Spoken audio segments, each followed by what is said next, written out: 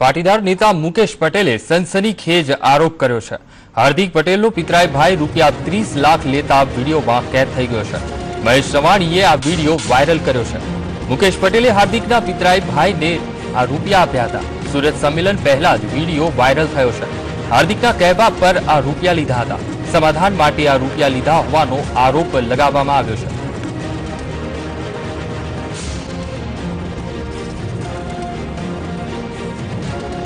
तो मुकेश पटेले हार्दिकना पितराई भाई ने रूपिया आप्या हता तेवो मुकेश पटेल द्वारा आरोप लगाववामां आव्यो छे। सूरत सम्मेलन पहला ज आ एक विडियो वायरल थयो छे। हार्दिक पटेलना कहेवाथी ज रविए जे हार्दिक पटेलनो पितराई छे तेणे रूपिया लीधा हता तेवो आक्षेप करवामां आवी रह्यो छे। अनामत आंदोलनना समाधान माटे आ रूपिया लेवाया छे तेवुं मुकेश पटेले आरोप लगाव्यो छे।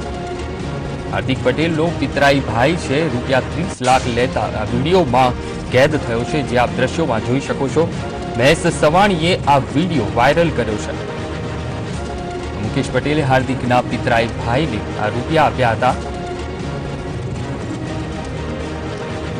सूरत सम्मेलन पहला ज आ विडियो वायरल थयो छे तो शुं असर रहेशे आ सम्मेलन पर अने हार्दिक पटेल अनामत आंदोलनना जे समाधान माटे आ रूपिया लीधा हता तेवो मुकेश पटेल द्वारा आरोप लगाववामां आव्यो छे। पाटीदार नेता मुकेश पटेले सनसनीखेज आरोप लगाव्यो छे। हार्दिक पटेलनो पितराई भाई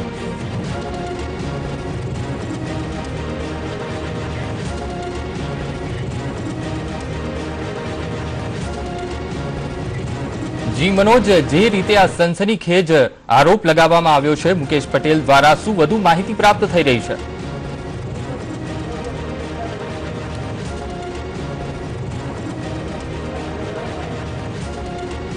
तो मुकेश पटेल द्वारा आरोप लगाववामां आव्यो छे।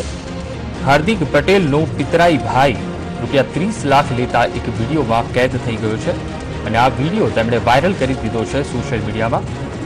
અને સુરતમાં એક સંમેલન યોજાવા જઈ રહ્યું છે અને એ પહેલા જ આ વિડિયો વાયરલ થયો છે। હાર્દિક પટેલના પિતરાઈ ભાઈ પર तो आ अंगे વધુ વિગત સાથે અમારા સંવાદદાતા मनोज अग्रावत જોડાઈ ગયા છે। जी मनोज, જે રીતે મુકેશ પટેલે આરોપ લગાવ્યો છે શું વધુ માહિતી પ્રાપ્ત થઈ રહી છે? જે રીતે આવતીકાલની જે પાટીદાર અભિવાદન સમારોહની જે શરૂ થવાની ગણતરીના કલાકો જ બાકી છે ત્યારે જે આ એક સ્ફોટક વિડીયો આવ્યો છે કે જે હાર્દિક પટેલના જે પિતરાઈ ભાઈ છે, કૌટુંબિક છે ભાઈ છે તેણે 25 થી 30 લાખ રૂપિયા લેતા જે વિડીયો વાયરલ થયો છે। તમામ જગ્યાએ વિડીયો હાલ વાયરલમાં એક જ વાત આવે કે 25 થી 30 લાખ રૂપિયા જે લેવાનો હેતુ શું છે એ પણ જે પૈસા આપનાર છે મુકેશ પટેલ તેમણે પણ સાબિત કર્યું છે કે જે અનામત આંદોલન માટેના પૈસા આપવામાં આવે છે। બીજી વાત છે કે જે 24 કલાકમાં ઘણી બધી ગતિવિધિઓ બહાર આવી છે તેમાં સૌથી અલગ અલગ સવારથી જે નિવેદનો શરૂ થયા હતા। હાર્દિક પટેલ ખુદ ફેસબુક પર આવીને પ્રેસ કોન્ફરન્સ કરી હતી અને તેણે એ પણ કહ્યું હતું કે જે કોઈ પણ હાલતમાં આંદોલન ચાલુ છે અને સુરતના પાટીદારો છે તે આ સન્માન સમારોહનો વિરોધ કરે। બીજી તરફ જે મોડી રાત્રે જે વિડીયો વાયરલ થયો છે તેમાં સ્પષ્ટપણે જોઈ શકાય છે કે મુકેશ પટેલ છે તે હાથમાં પૈસાના બંડલ લઈને જે સામે યુવક છે તેના થેલામાં આપી રહ્યો છે।